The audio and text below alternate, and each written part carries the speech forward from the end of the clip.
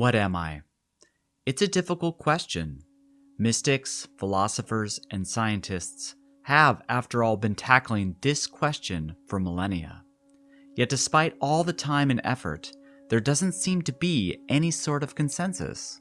Opinions vary greatly, depending on the school of thought, philosophy, or religion you subscribe to.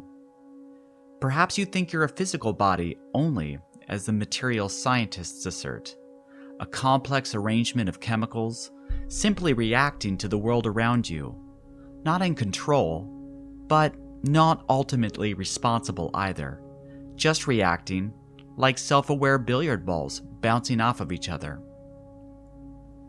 Or perhaps you think you're a mind instead, a collection of thoughts and feelings. You have a body, but the mind is really in the driver's seat. The body exists and reacts, sure, but you have some measure of control over it. In the paraphrased words of Descartes, you think, therefore you are. Mental existence beyond the body, however, may or may not occur. You're just not sure. Maybe you're religious or spiritual, and while you'll probably concede that you have a body and a mind, you believe you're ultimately a soul or spirit. Something that touches the body and mind in some way, animates them, but continues on after death, perhaps in some new revitalized body, with powers and capabilities as yet unknown. Or maybe you believe you're something you can't quite identify, a point of awareness that interacts with the mind and body, experiencing them both in some way, but in the end remains undefined, nebulous. Whatever your opinion on the subject, the question still remains, what are you, really? What is the ultimate truth about your existence? And can such a truth even be discovered and substantiated while you're still alive? Assuming, of course, you believe in life after death. If so, does a clear and simple set of procedures even exist that would allow you to not only know, but become that truth, that living awareness of this ultimate reality, free from belief and dogma and open to investigation, the only requirement being a willingness to purchase the ticket and make the trip? Or is this question simply a fool's errand, a trick of the mind that would have us chasing our own tail, searching for something that can never be found? One thing is self-evident. This question, what am I, certainly leads to a lot more questions, but it also leads to the discovery of a number of assumptions, unsubstantiated beliefs, and opinions. When it comes to self-identity, we tend to presume a lot. So what can be done? In order to tackle such a question, we must start only with what we know for certain. That's the only way to build a true and valid understanding of our existence. We must evaluate our presumptions and remove all that we think we know or think we are. This approach is not about postulating some concept or proving some belief system, as that method might encourage us to try to prove a belief or idea that may not exist. We don't know yet for certain what does ultimately exist. We must start only with what we have and know for certain and go from there. So, what do we know for certain? What reasonable statements can we make about our existence at this point? Well, we do at least appear to have a physical body. That much is obvious. We see it. We observe it. However, this body also appears to have some desires and drives built in. Curiosity, inquisitiveness, the desire for sexual expression, the desire for food and territory. And while these appetites and interests may vary somewhat from host to host, desire and curiosity seem to come with the package. They're part of our programming. Okay, what else appears to exist? Emotion? Yes. Thoughts? Sure. Sensations? Certainly. We experience and witness all of these. Opinions may vary about how these subjective experiences should be defined and categorized, but we can reasonably conclude that they are. They seem to exist. We see them, we experience them, we feel them, and sense them. In summary, we observe them. Interestingly, this admission leads to our first fundamental conclusion about the nature of our existence. By acknowledging that something is being observed, we must also acknowledge that there exists an observer doing the observing. So whatever else we may think ourselves to be, we are observers. This may seem like an obvious point, but we're trying to identify what we know for certain. And right now, the only thing we can state with absolute confidence is that we observe and appear to experience our observations in various ways. Okay, what else? Well, we also seem to record our observations, collect data, gather information, record memories. And we use all of this mental and sensory input to compare, evaluate, and stratify. We appear to assign hierarchical levels of meaning and value to that which serves either our desires or our curiosities. But we can't make this conclusion just yet. It appears to be the reason, but we still don't know for certain. We do note, however, that we don't seem to have much of a choice in the matter of observing. It just happens. We can't stop it. In fact, it actually happens autonomously, without your permission, even during sleep. But now we know a couple more things for certain. We are observers who appear to have no choice but to observe. We can't stop it. In addition, the human body also appears to have some built-in programming, desire, and curiosity. So what does it mean to be an observer? The word observer has been chosen here to define that aspect of you who not only sees the objective, external world, like your physical body, your car, or your house, but also your internal world as well, your appetites, physical desires, sensations, emotions, thoughts. Put simply, if you can register it in your mind or body, it has become observable. You notice it. You sense it. It is literally everything which you can perceive. While we may choose to distinguish between inside and outside observations by giving them different labels, from your point of view, it exists, and to see it is to acknowledge it as part of your field of view. This is an important point that we'll return to again. So how does this observer operate? Let's explore this idea further. For this example, let's evaluate one aspect of observation, vision. We choose it here simply because it's the sense that tends to govern our lives the most. But really, any sense would make for a valid candidate. Vision, or the act of seeing, stated in the simplest terms, consists of an object, that which is seen, eyes, that which receives the image by way of a lens or aperture, and a brain, that which processes and records the image. In a way, it's a lot like photography. You need an object, a lens, and a recording processing station, like film or a digital recorder. Take away any one of these components and vision ceases to be. Okay, I realize this is a rather simplistic description of the process, but this is where things get interesting. Unlike basic photography, the brain performs some post-production work on that image you just captured, and you may not even know it. In fact, you almost certainly don't. The image of the object you're seeing isn't the same as the object that actually exists. It's been altered, embellished, doctored, and it happened fast, very fast. So fast, in fact, that you didn't even register it. For starters, the image you received was inverted, upside down, so the brain must turn it right side up. Second, the brain tends to fill in any number of blind spots in the field of vision. It makes up for these missing gaps in order to complete the image in our head. Third, any number of unconscious influences like mood, thinking patterns, previous experiences, hunger, fatigue, desires, further alters that image, distorting it even further.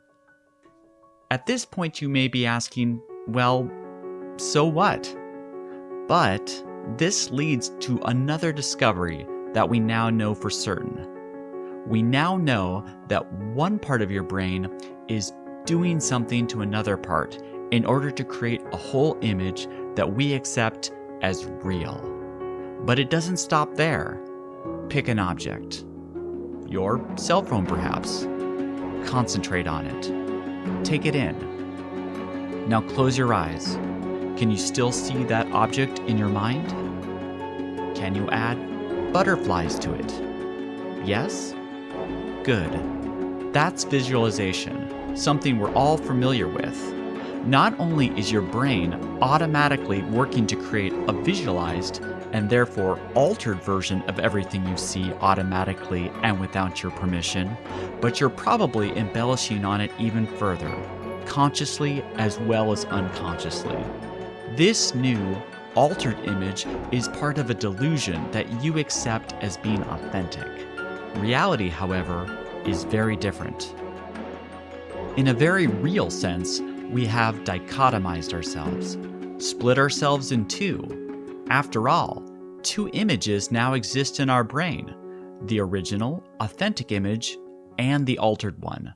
But this division doesn't just impact vision alone, but all of our senses. And every time we receive some new input, we divide ourselves again and again, over and over, until we're living and perceiving an entirely fractured world, a world of duality.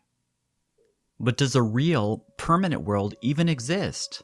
And if this process happens without our awareness or consent, well, is there any way to stop it and gain access to this real and persistent world? Assuming, of course, it does exist. Or are we forced to live in a changing fantasy world forever with no way out? At this point in our examination of self, we reach an important crossroads, a fork in the road, a true red pill, blue pill moment, where you, the listener, must make a choice about how to proceed. Either the observer and the observed are one and the same, or the we, which is to say ourselves that is doing the observing, is separate from that which it sees. Stated another way, we are not that which we observe. We are ultimately something different, something as yet undefined, even if we don't fully realize it. And it is this ultimate observer that's really watching the whole show. And even though we may have become completely identified with the show, we are not it. Now, you may be asking, what does this observer and the observed are one and the same even mean? It sounds like fortune cookie metaphysical nonsense. It's not, but let's explore our two options a little more thoroughly. Carl Sagan, the famous astrophysicist and TV personality, once quoted, "If you wish to make an apple pie from scratch, you must first invent the universe." This is actually quite a profound and insightful statement. He's basically saying, if you want an apple pie, you first need apples, which require an apple tree, which requires land to grow the tree, which requires a planet, which requires a sun, which requires a solar system, which requires a galaxy, and which finally requires the whole universe, including all of the corresponding physical forces, such as gravity, electromagnetism, strong and weak nuclear forces, etc., etc. This is to say that you cannot separate the apple pie from the universe, as it exists as part of an inseparable link in the chain that holds the whole structure together. To remove it would collapse the universe. It's simply not possible. Taking our apple pie analogy a step further, it must also be acknowledged that thoughts, like our apple pie, are also rooted in the physical universe. They require a brain, which requires a body, which requires a planet, a sun, a solar system, galaxy, universe, all of it. They cannot be removed or isolated, as they are also inexorably linked to the whole structure. Just like the apple pie, the universe is in fact their body.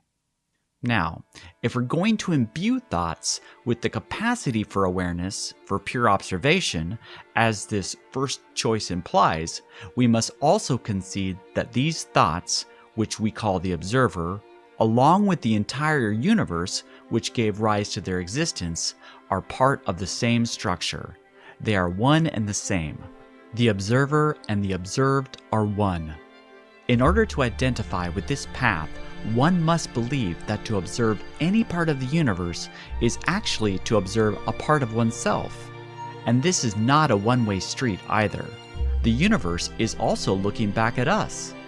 And through the process of observing and being observed by ourselves, we are ever changing, forever in flux, never static.